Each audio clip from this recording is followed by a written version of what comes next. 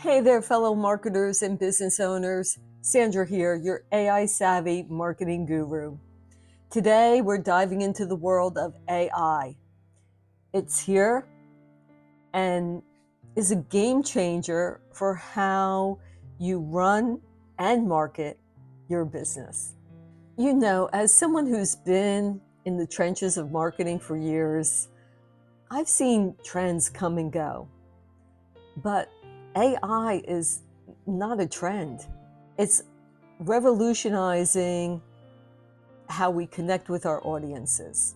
From crafting personalized copy that boosts click-through rates to 450%, to crafting chatbots that transform the customer's experience.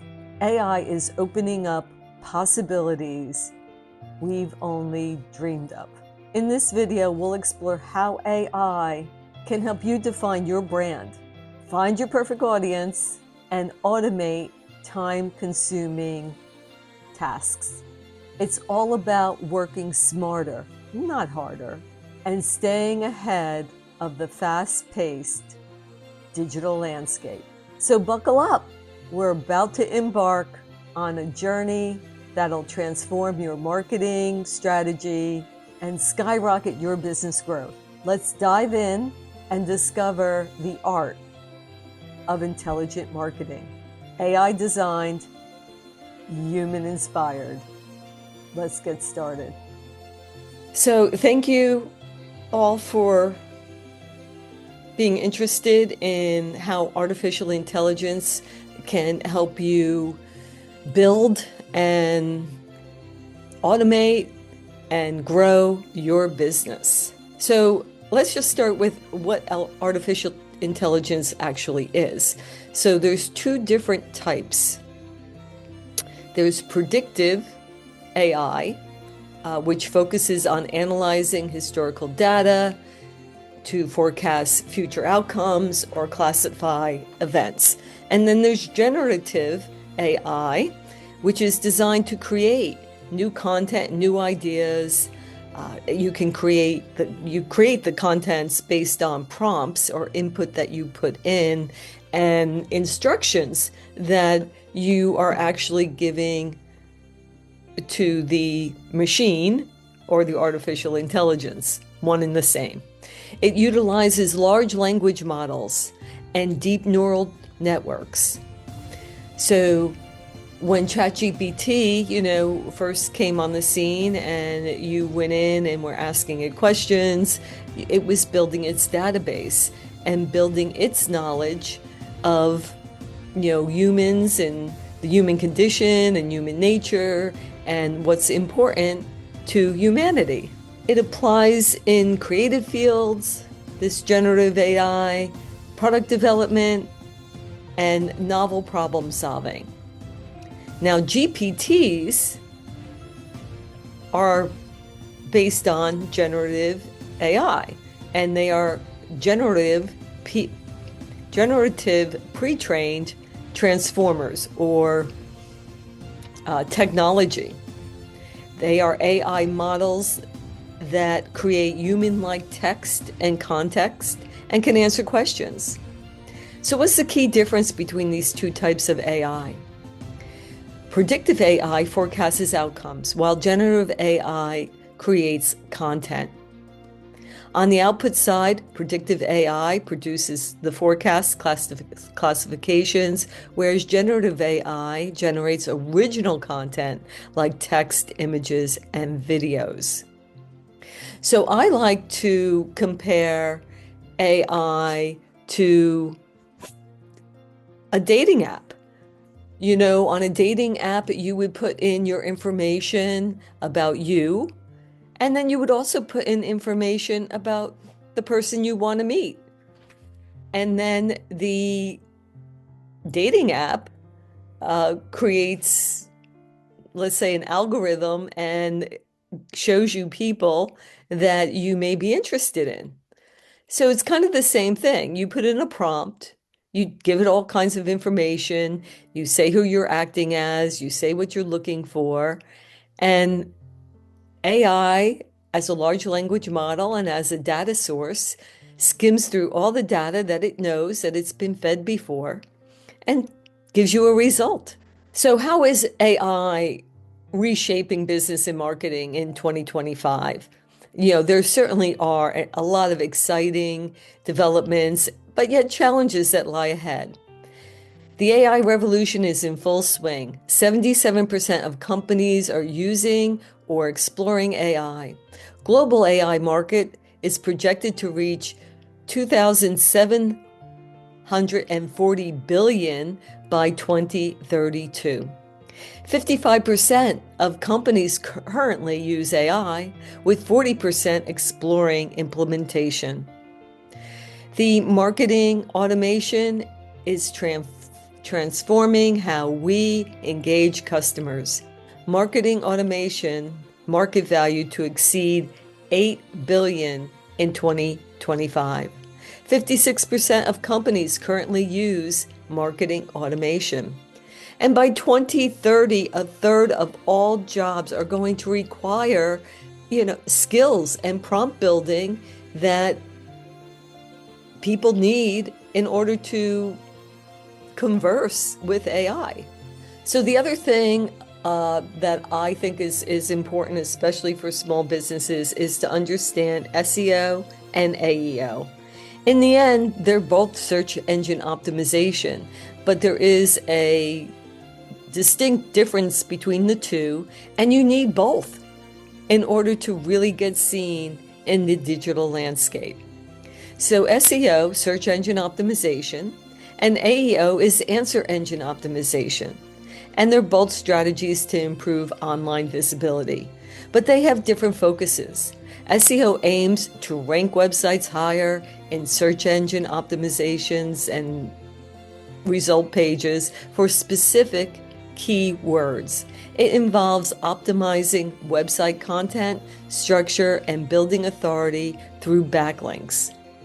AEO, on the other hand, focuses on providing direct answers to answer queries, often appearing in featured snippets, voice search results, or AI-generated summaries. Let me give you an example. So Sweet Treats is a bakery in Chicago. And for SEO, they might optimize their website to rank for keywords like best bakery in Chicago or gluten-free bread. They'd focus on creating content about their products, building backlinks, which are just connections to other publicized articles or other content from hopefully larger companies, so it gets them noticed. And with those backlinks, they're improving their website's technical aspects. For AEO and the same Sweet Treats Bakery, you would create content that directly answers questions, and specifically. So they might optimize for voice search like, where can I find the best croissants near me?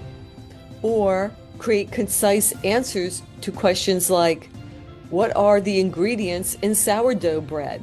Their goal would be to appear in feature snippets or as the top voice search result when people ask these questions. While SEO helps drive overall traffic to the bakery's website, AEO helps them provide immediate answers to potential customers, specific questions, improving their chances of being chosen in voice searches or in feature snippets. So what are the challenges that we should consider as business owners and the future trends and opportunities? Well, data privacy is always a concern. The ethical use of AI in decisional making, upskilling our workforce for AI integration, balancing automation with the human touch, AI agents, simplifying complex tasks, AI agents simplifying complex tasks, AI agents simplifying complex tasks, increased personalization in customer experience, AI-driven innovation in product development, and potential regulatory changes favoring AI innovation. I honestly think that the best way to have the most control over AI is to use your own apps or have a white label or have a service, or have a software as a service platform that you work from and that you constantly use again and again and again. Because with your use, you're teaching that AI that you're using to know you and your business and what you're looking for, to the point where it starts answering your questions without having to use additional prompting. The AI will start to understand what makes your business stand out and what makes your business different, and the type of brand you want to put out into the world for your customers and who your customers are as well. So that's what I would do there. Okay, so you all know I have the company Wealthy Palette. Well, I also have another company called Wealth Palette AI. And I have put together a digital resource kit. Pretty much, I'll give it to you, for free, as long as you, send me a request via email. So, if you're interested in getting my digital resource kit, which, by the way, is 10 pages long, and I think really filled with good information, just write me a message here in the comments, and I will, along with your email, so I can send it to you, because it is in digital format. So if you do that, I'd be more than happy to send it to you. All right, so I honestly think the biggest issue when it comes to artificial intelligence is writing a good prompt. So I've come up with this acronym, CREATE, and it stands for the context, the result, explanation, the audience, the tone, and expand is just to take that information that AI delivers and, tighten it up, make it more suitable for your niche. So, context. You have to begin by selecting a context from the available options here, or precisely outlining the topic or subject you'd like ChatGPT or another AI to concentrate on. The result.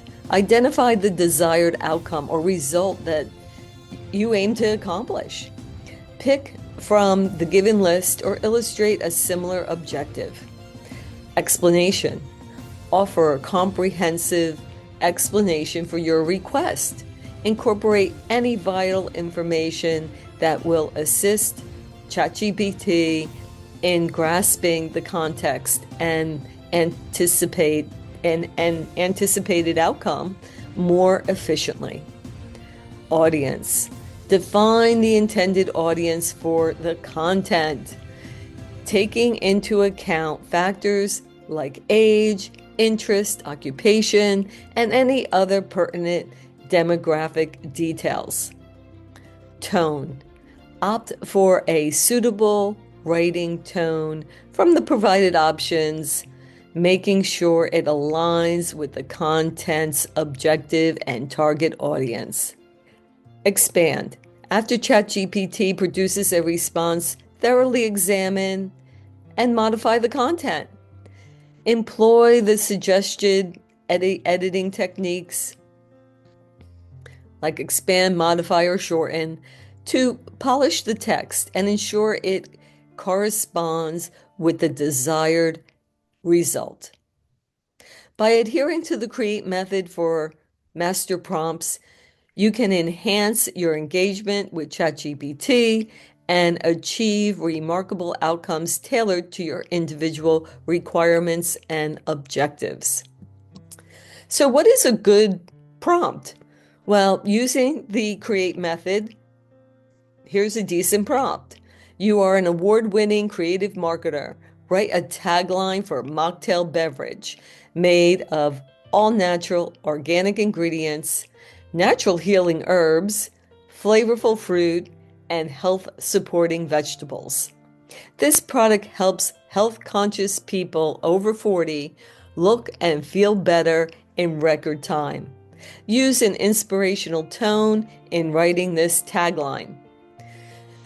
So I actually highlighted these things with the same colors that are on our Create format so that you can see where these things are pulled from if you go back to the Create model. And AI came out with Nature's Elixir, Unlock Your Vitality. That is the tagline. So let's say you want to use AI to picture your ideal client. Well, who are they? What keeps them up at night? You know, these are things that you have to think of that you're going to be writing into your AI model. And so let's just use ChatGPT. And you have to give it information for that prompt. So who are you, first of all? Who do you want AI to act as? And then, you know, you're asking it to search possibly a geographic area for a certain demographic. So you need to describe what you think your ideal client would be. And you need to describe that client in detail. So what are their pain points? What specific problems does your ideal client face? How do their problems impact them? Use prompts like, what challenges does your client face? Or how does this problem affect their daily lives? What is their heaven? You know, what makes a really great day for them? What is their hell? What makes the worst day ever for them? What social stigmas do they face? If they don't get their lawn groomed professionally, will their neighbors chastise them and not invite them to the Christmas party? Who knows? You're the guide of their story. Here comes your amazing solution. How does your product or service solve their problem? So prompts like, how does your offering transform your client's life? Or what results do they achieve with you? From struggle to success, let's paint a picture of your client's life after working with you. Try prompts like, how does your client feel after working with you? Or what milestones do you help them achieve?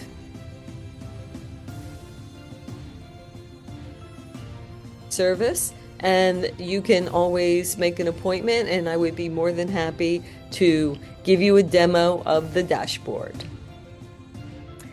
So that's kind of it. That's the basics, and I'm sure I'll be doing more videos on this in the future.